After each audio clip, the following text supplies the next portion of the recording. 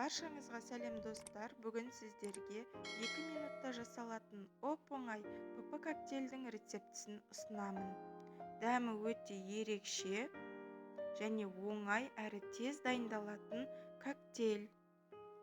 Ол үшін бізге бір банан қажет және бір алма.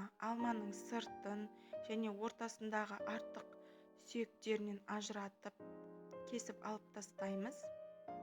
Ұсақ бөліктерге тураймыз.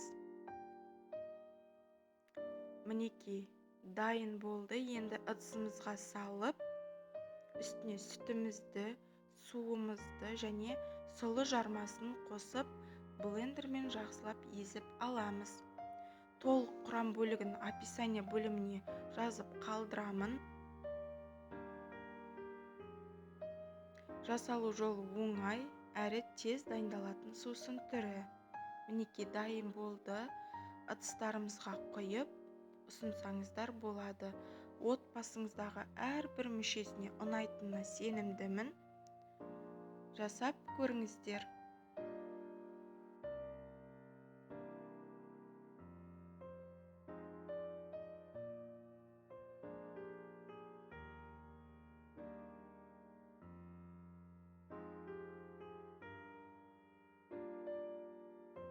Өте нәзік әрі пайдалы сусын. Жасап көрсеңіздер өкінбейсіздер. Егер видеом сізге ұнап жатырса, арнама тіркеліп, лайк басып, пікір қалдыруды ұмытпаңыздар. Сіздермен болған Замира.